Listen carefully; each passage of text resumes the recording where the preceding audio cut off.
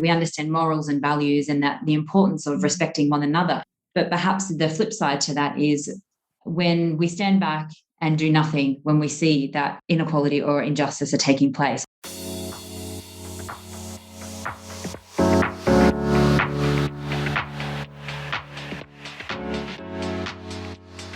Hi, and welcome to the Kelly Limber podcast. I'm your host, business mentor, personal brand and style expert on a personal mission to inspire a minimum of 5 people daily to take action, do something different, or just show up as the best person that you aspire to be. I want to say a massive thank you to everyone since the podcast has started for sending me direct messages on Instagram saying how much something that you've listened to has sparked something or just made you go out your way or just do something different, because this is the goal and I absolutely love it. So thank you. If you're one of my 5 a day, so if you've been inspired by something that you've listened to, then awesome. Please drop a review on Apple Podcasts or come and say hi on Instagram. I'd love to meet you. So this morning I had a cup of tea over Zoom with Jessica Smith. Now, she has an incredible story of triumphs and tribulations. She was born with her left arm missing and then suffered a horrific accident when she was a toddler, where she actually sustained burns to up to 15% of her body. But she ended up going on to represent her country in the sport of swimming for 7 years, and she was chosen to represent the Australian Paralympic team in 2004. So we talk about how this chapter actually ended and what it's led to now since retiring, where she's now known as a recognised advocate for positive body image, diversity and inclusion, and disability awareness. So from inspiring talks with school children, she talks about some of the cute and interesting things that children ask, to really being very serious in changing cultural and diversity issues within large corporate organisations. So stay tuned for a really interesting and thought-provoking episode. Welcome to the show, Jess. It's great to have you on here. Oh, thank you so much for having me. It's a pleasure. So now I came across you, and I will say for the very first time, just recently at Lindsay's opening of Elle Couture. So Lindsay, if you haven't listened to her podcast episode, I think it's episode 6, it's really good about how she launched the collection of Elle Couture. So you were there at her official opening. Tell me how that all came about, and then maybe just kind of give us a bit of a backstory as to, you know, what you're doing, what brought you to Dubai, and what you're up to now. Yeah, sure. So Lindsay and the team from Tish Tash, so her PR, reached out to me as she was sort of in the process of creating the brand, just as a way to sort of, I guess, you know, talk about feedback of products and things like that. I'm a former athlete, and I suppose as somebody living with a disability, I was born with missing my left arm, and the work that I've done, which I'll obviously talk about this morning over the past few years, it was just an opportunity for her to sort of, you know, I guess touch into that realm of diversity, which we all know here in the UAE is quite limited anyway. So yeah, it sort of just became a professional relationship. And then as, you know, her brand started to evolve and grow rapidly, which was fantastic. At their launch event, they asked me to come in and be one of the panelists who were speaking about women empowerment and positive body image, and how that all ties in, you know, with her brand, and then obviously with my background as well. So yeah, I mean, it's really exciting to be here in the UAE at this time. I've only been here 2 years, but to see just how much has grown and evolved in that time, even during COVID, when it comes to women and what women are doing in this space and across its range of industries. And I think it's just really exciting time to be here. And, you know, the more that women can support one another and be part of each other's empowerment, you know, I think we're onto something here when it comes to watching females take into those leadership roles more. So yeah, exciting times. Amazing. So you've grown up with, you know, an environment. I was curious to maybe know, so you grew up in Australia. Did you get into sport at an early age, or what happened? What was the connection there? And then I'm probably quite curious to know what it was like being in Australia, maybe with disability versus here, and how people see it? Because I imagine it's quite different, but I would want to hear from your perspective. Yeah, it is very different. So to go back to the beginning, I was born missing my left arm. And to this day, there's no explanation as to why that happened. It was just one of those unfortunate things. Some of the science and medical research now suggests that it was a blood clot in very early development. But, I still have a lot of unanswered questions. And so for me, growing up, from as young as I can remember, I was always questioning my identity and my physical appearance and why I had to be living with a disability. When I was 18 months of age, I was fitted with my first prosthetic arm. The doctors told my parents that it would help me have a somewhat normal childhood and it would help with my development. But unfortunately, it led to a devastating kitchen accident where I knocked boiling water onto myself and I sustained burns, third-degree burns to 15% of my body because I was using my fake arm so I couldn't feel or detect the heat, and I knocked the kettle down onto myself. Yeah, so as a child, there was a lot of trauma in those early years, and although I don't remember a lot about those significant events, growing up in a world where beauty and appearance is so heavily associated with success, I was trying to find my way and understand why my differences were seen in such a negative light. And, I was quite shy and quite embarrassed, but there was also this innate ability or desire to push against the barriers and to push against the labels that mainly adults were giving me, that my life would be difficult and I would struggle, and just not feeling that within myself, wanting to prove that I was so much more than my appearance. And that's how the love for sport came about, because I think it was me wanting to move my body and to show that I could do things rather than, sort of living in that space where disability is seen as somebody who is broken, somebody who can't do things. Yeah. Sport was just that natural progression. And, growing up in Australia, as a generalization, we're quite a sporty nation. And I grew up with 3 younger brothers. And so it just felt the natural sort of thing for me to be doing. And I fell in love with swimming because I guess from a young age, I was quite talented. I was selected onto my first Australian swimming team when I was 13. And, it's quite young to be traveling the world and representing your country. But I did that for 7 years and it was a phenomenal experience. I got to basically see the world in that time representing Australia. And even though on the outside it appeared, that everything was fantastic and I was, doing very well academically as well as in my sporting career, behind closed doors was a different story because, I was a teenage girl still struggling with going through puberty and wanting to fit in and wanting to be accepted and all those things that, young teenagers and adolescents go through. Again, still trying to find my place in a world where I didn't feel as though I fit in a world that essentially isn't designed for people living with a disability or differences. And so I really struggled with negative body image. And at 14, I was officially diagnosed with bulimia, anorexia, and depression. But because of the horrendous stigma that exists with those mental illnesses, it was something that I kept secret throughout my entire swimming career.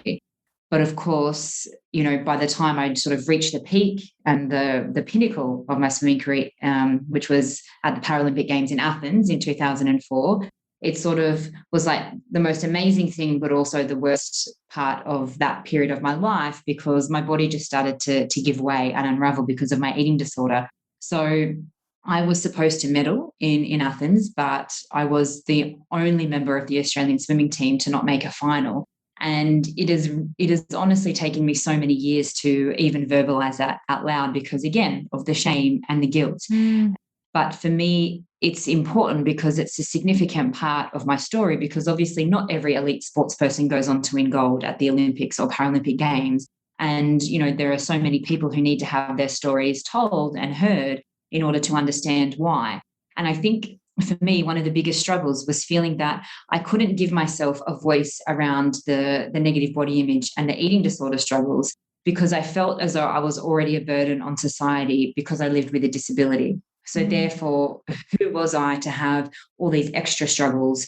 And so it was better just to keep them quiet and to sort of live in silence. But of course, it came to an end when my swimming career was shattered, basically. I was told that, I had to retire, and I returned to Australia and was admitted to a rehab facility in Sydney.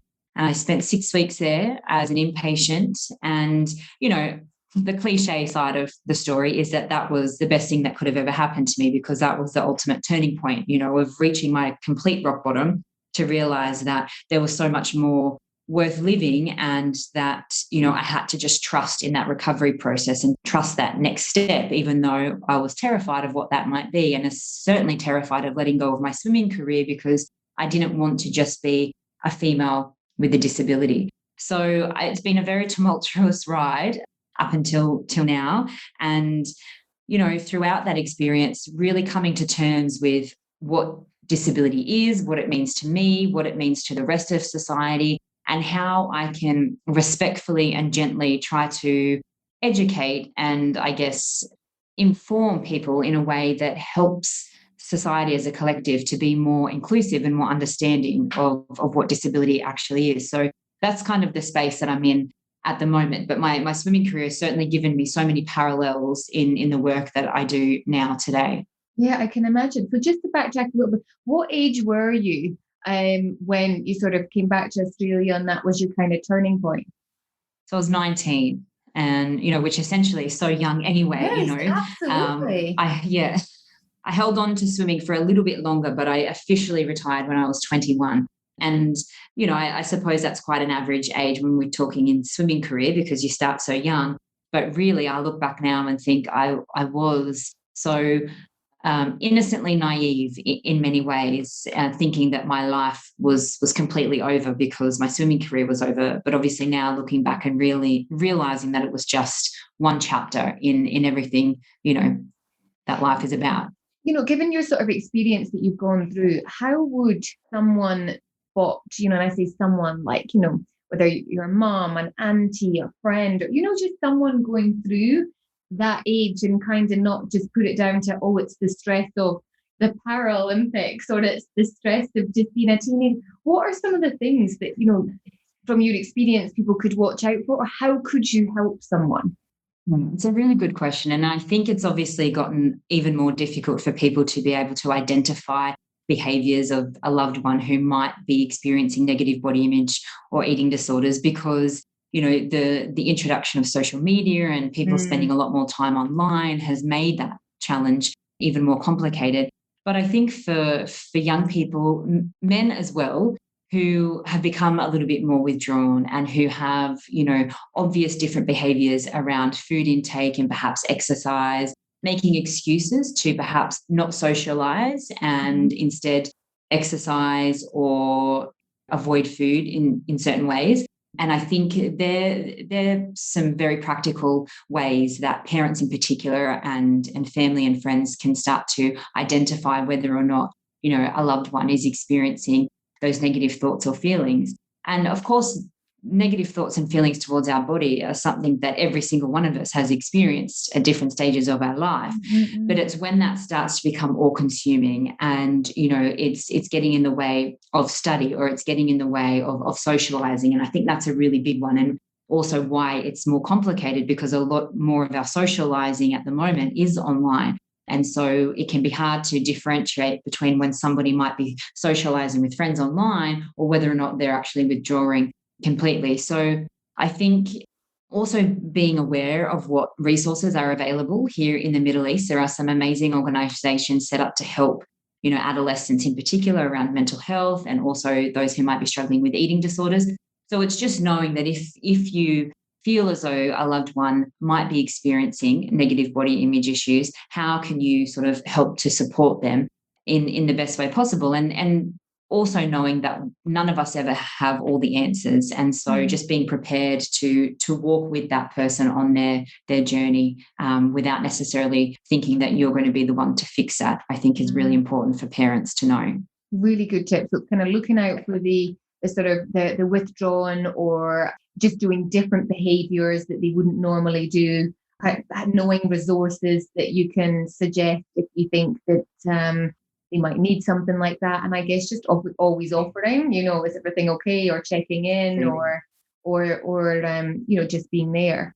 It's a huge thing, this sort of identity piece, and you know, clients that I mentor, find the identity piece when, their children have grown up, and they're not, the traditional mum role, your identity through swimming, that it wasn't, you weren't under the other label of this, you had something behind you that was you. What would be your sort of tips or suggestions for someone who is maybe going through a little bit of an identity, I don't want to say crisis, because it feels like a crisis at the time, but it's just an evolution. And through branding and personal brand, we're always evolving. So what would kind of be some of your steps to deal with that if someone's going through that right now? Yeah, I think you raise a really good point. It's about trusting and knowing that we are always forever evolving. So not ever wanting to stay stagnant or in the one place. And that involves trusting in the unknown and being willing to take that first step, knowing that the next steps are going to evolve, even if you can't see all the pieces of the puzzle coming together right now. And a lot of what I do revolves around visualization. So I learned this in my swimming career, about seeing myself winning the race and seeing myself in situations where, if I'm talking at an event and on stage, visualizing that so many times to the point where it feels as though I've actually already done it, so that when I'm in the moment, I feel comfortable and confident. And I think that for anyone who might be, on the fence of sort of wanting to make certain decisions or not, certainly women and mothers, there are a lot of obstacles in front of us. That's a reality that we all face. So trying to put that into some sort of reality focus when it comes to visualizing where we see ourselves in the future, not expecting it to be a linear progression, but knowing, okay, there's going to be bumps and curves along the way. How can we best support ourselves so that it's not a huge surprise or shock when we get there? So I think, working with people like yourselves and networking, speaking to other women who are essentially where you might want to be, and I think one of the best quotes or sort of memes that I've ever seen is that you'll never be criticized by anyone doing more than you. And I think as women, we have to take that on. It's very, very powerful because, if we can work with one another and communicate with one another to help one another, because there's more than enough. We don't all want to do the same thing, so that benefits us. There's never anything wrong with reaching out and getting that little bit of coaching or getting that mentorship. Because it helps guide us. It helps us to perhaps see things that, we were unable to see before because of the different obstacles that are in front of us. It takes, a third party sometimes, friends or family, to be able to say, well, hang on, let's help navigate this path for you. So, it's not always easy, but it is possible because there's so many people who have walked that path or a similar path before us. So I think being able to reach out and say, okay, well, how did you do it? And taking bits of information and advice to apply to your own life is really, really important. A great advice. And another memes that I've seen, there's a couple there. One is you can never live long enough. What is it? You can never live long enough to make all the mistakes yourself, so learn from others. And exactly. I think that is so relevant because people, it's not only business, but people are like, no, I don't want to ask for help, or I don't want to, share this. I should be able to have the answers myself. And it's like, just ask. Yeah, absolutely. Absolutely. There's never any harm. And another one there that I was thinking about, and I thought was really interesting. Someone in HR told me this before, and it was some sort of study, and where the difference between interviewing men and women. And when women were interviewed about a particular role, and let's just say there was some of the aspects that she couldn't do, they would say, oh, I'm not sure how to do this, or, I can't do this, or they would be really honest. But in asking the men the same questions, even if they didn't have the skills, they still said that they could do it. And I thought that was really interesting, that women are on that aspect of being, I say it really honest, but, they'll disclose their weaknesses versus, and again, this is a generalization, it's not all men and women. But again, about that aspect that you were saying about, ask for help. Yes, definitely. And, you're spot on. I did some studies at NCAD recently on gender diversity. And, it's astounding that in all those processes for, let's say, applying for a job, at every stage, a female will put themselves, at the back end. And exactly like you said, let's disclose all our weaknesses first so that, just in case. It's like, well, why don't we disclose all of our strengths first and exactly say, this isn't an area that I might not be experienced in yet, but I'll learn and I'll figure out how to do it. And I think, that goes back to so many things within society about how women are raised versus how men are raised. And I think, we're slowly starting to unpack a lot of that. But for people, or for women in particular of our generation, we're in this really significant transition. And for a lot of us, it's an awkward stage because we have to be, I guess, the ones that step out and make those bold statements and bold decisions. But we have to do that, right? We have to do that because for future generations, we are paving the way. And I think that, we're seeing more and more women feeling confident to do that. But I think not enough. We're getting there slowly. And you're right. I think we need to focus on more of what we can do. But again, it's this whole societal thing of well, let's work on our weaknesses to better ourselves. And I think that absolutely, but there's nothing wrong with telling everyone what we're good at. And that doesn't have to be ego attached to that, and I think that that's something that women have to work a lot harder at. Even myself, being able to say anything positive about myself took a very, very long time because I always associated that with having an ego, and nobody wanted to see a female with an ego.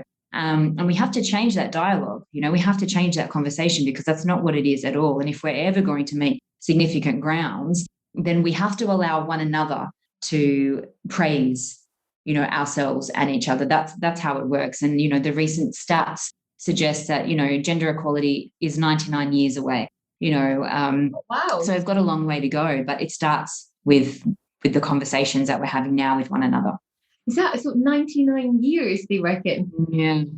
Yeah, that's insane. I hosted a personal branding workshop a few weeks ago. It was a personal branding audit. And traditionally, I seem to attract women to most of my events. And I had this one guy in a room. It was 12 of us, and he was the only guy. The workshop the week before was, all women. Anyway, so this week, and he said, this is a really interesting feeling, because he said, I am surrounded by women. And he said, I imagine that at the level, he was CEO of a big advertising agency. And he just said, I imagine that this is what it's like the other way around for women in meetings. And he said, it feels really weird, good weird, but it feels weird. Yeah. And I'm actually really shocked at that 99 years. Yeah, it was, some information that came out around International Women's Day this year. And, I remember thinking, you can be sort of disillusioned by those numbers as well, or that data, because it can be exhausting. I think that the term gender fatigue is something that, many of us are talking about now as well, is that we're still having these conversations and we're still trying to push, for equality and for justice really in so many areas. And it can be hard when you hear a number like that to stay motivated. But for me, as a mother of 3, I think I'm doing this for my children, for my daughter, absolutely, but also for my sons. I have 2 young boys, and I think if anything, they must be part of this conversation. They must be part of the solution. And they only learn that through what I role model in my behavior. And so I think it's a big responsibility we have on our generation, but it's well worth it, knowing that if we make just a few little tiny gains, by the time our children come through and grandchildren come through, this world will be a very different place. What are some things that, I don't know, maybe organizations or even individuals can do?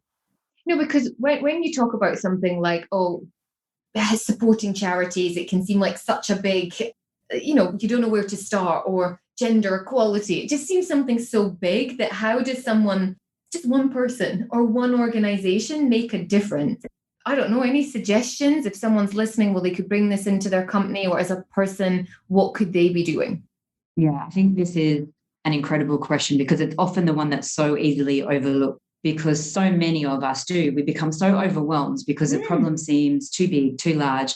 But everyone can be doing something at an individual level. And for me, it draws right back down to respect. If we respect one another on the same basis, from the taxi driver to the barista who makes our coffee in the morning, we then role model those behaviors to our families and to our friends. And if we start within those circles, it's going to make a huge difference, a huge ripple effect, so that then when we do walk into the workplace, how are we treating every staff member, from the cleaner to, the people in admin and reception, right up to, the CEO. I find that a lot of the clients that I work with, the C-suite, they understand it, they get it, right? They get that diversity is good for business, it's good for the economy. But what we have to understand is that often in middle management, people want to know what's in it for them. And rightfully so. They want to know how they're contributing and how they're part of the process. So I think that a lot of organizations need to tweak KPIs to make sure that it's inclusive for everybody, so that they feel that when it comes to gender equality, how does this matter to me? And I think that especially here in this region, that's a significant way that we can make some shifts and some changes, is that people feel part of the process. And, when it comes to senior management and to, CEOs, I feel that, there's a lot of discussion at that level. But what we're missing is that conversation right in the middle. And, I think what happens is when you look at the end of the spectrum, so, okay, how we respect one another at home, how we respect, everyone that we see at the supermarket, to our CEOs respecting us as employers. And as that comes together and filters through, we have more of a chance to have conversations where we're like, okay, well, I can make more of an impact. And if my KPIs something that I can contribute to, and I feel as though I'm having an active role in that, then they're more likely to feel as though they're part of the solution and want to be part of the solution, I guess, is the important part. So, it's about having these conversations at every stage of, socially and professionally as well. And something like respect costs nothing. It's not, I need to do this. It's just, it's nothing. It's absolutely nothing. So awesome.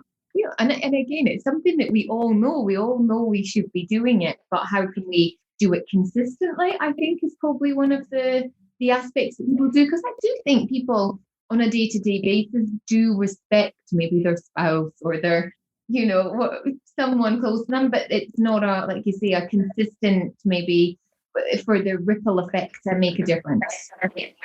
Yeah, exactly. And I think also that perhaps not enough people are calling it out when respect isn't there, and I think, so maybe, yes, I think you're right. We all understand that. We're all, we understand morals and values and that the importance of respecting one another.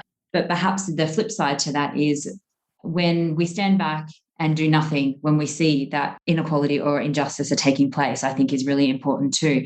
And again, being in this particular region, sometimes, it's hard for people to speak up, whether we're talking about social media or in public places, it's a little bit different. But if we always come back to respect, if we're watching something unfold in front of us and we know that it's not the right thing, we have to be able to have enough confidence and self-respect to say, hang on, that's not right. We can't let that continue. And it's things like that within the smaller social aspects and environments that are going to make that ripple effect change. So, I think we have to make sure we see both sides. I love that. Love it, love it, love it. So perhaps you could bridge the gap of, finishing up, officially retiring, which sounds bizarre at 21, but in your career, and maybe to where you are now, because you've got a wealth of knowledge in what you've been through and experiences shared from organization, but from a one-to-one level. So maybe just what is it? What's your role and what you're doing now? Yeah, so basically after I retired from my international swimming career, I was asked to come in and be a motivational speaker at schools and within organizations. Mm-hmm. And I was also working. So my background is in science and I was working in oncology for a long time. And it sort of got to the tipping point where I was able to make a successful career out of being a public and motivational speaker on the topics of body image and disability awareness, that I decided to take that leap and create my own brand and business off of that. And through that, I've also authored children's books about diversity and difference. And so it all sort of comes under the umbrella of diversity and inclusion. And then going on to do executive studies to understand more about gender diversity has helped me in the corporate setting as well. So I sort of wear a lot of hats, but if it all, it all comes under diversity and difference and wanting to educate through sharing my personal story, but also accompanying that with the academic side of things. to be able to, stand up and say, okay, well, I am sharing my story, but it's backed up by a lot of evidence as well. So it's been really fun. But I have to say the best audiences are the kids, because I feel at such a young age, they haven't yet seen difference the way we do. And they ask the most beautiful questions, the most innocent questions. 9 times out of 10, once I tell them that I was born with my arm, they're so uninterested and bored. They want to know about the swimming career, or they want to know about other things that are completely unrelated to my disability. And I just find it so refreshing. And I think that adults and parents have a responsibility to ensure that we don't project our own biases and ideas or fears onto our children. And so that's the space that I like to work in the most, is trying to work with kids, but also work with parents to say, okay, how can we make sure that our children are going to grow up respecting one another, respecting themselves, so that difference, disability isn't seen in such a negative light in the future. Oh, come on, share us some of the cute questions that they ask. They'll ask me how I put my earrings in, or if I can drive a car.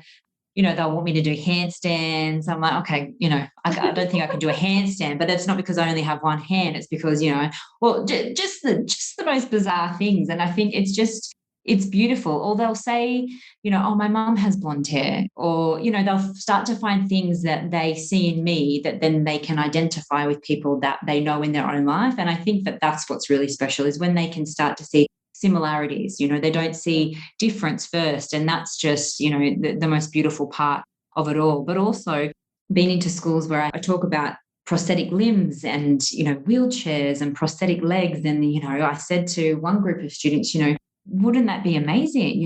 Like, what do you think about all of this? And they said, having robotics, and what if you could have a remote control to make you go faster or slower? And what if you could fly? So it's allowing them to have this space of imagination and creativity within diversity and difference, and allowing them to explore that in a way that I think for so many of us, we were told we couldn't do. It wasn't possible. Disability is about trying to fix what's broken in society.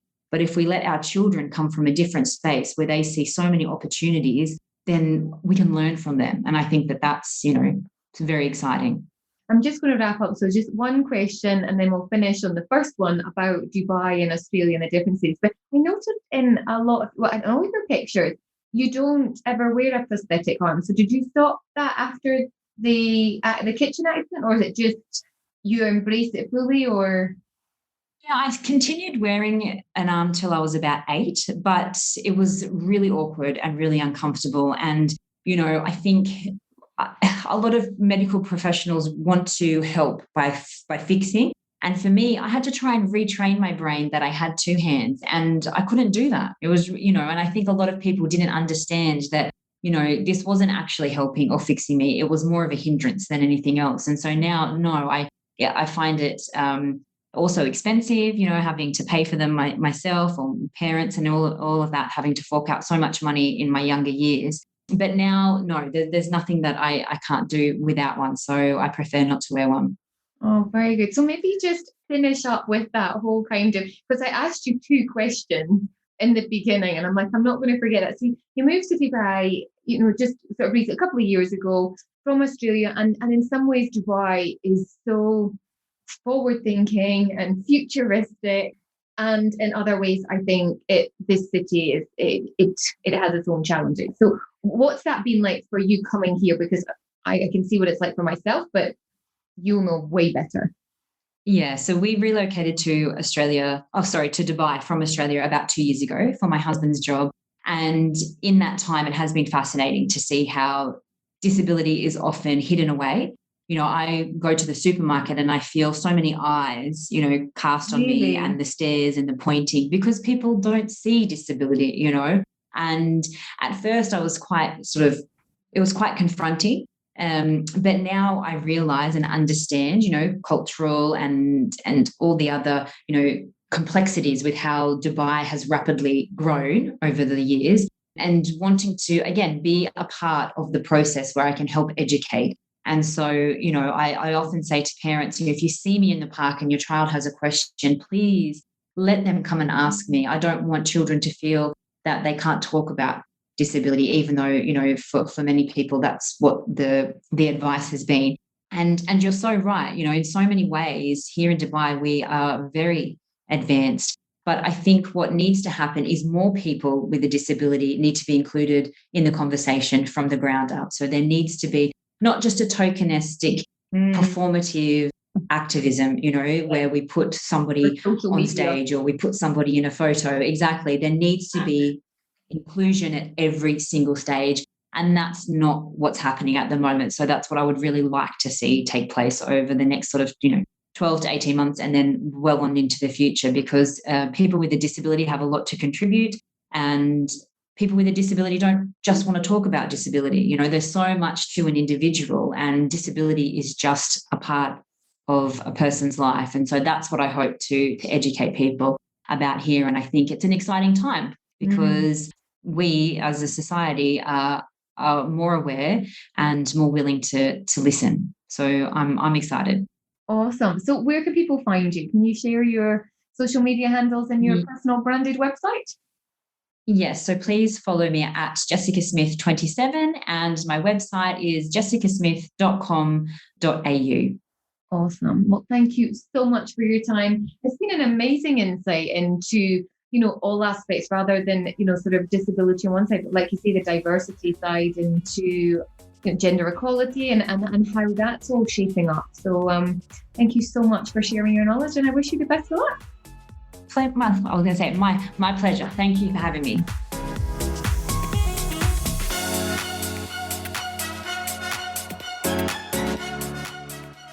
Thank you so much for being here and listening to this episode today. Were you inspired? What was one takeaway that you're going to know what? That really resonated with me. I really want to hear from you. Head over to Instagram. I love to hang out there, Kelly Lundberg Official. Drop me a DM, tell me the best part, or even better, screen share it and share it with a friend and inspire them too.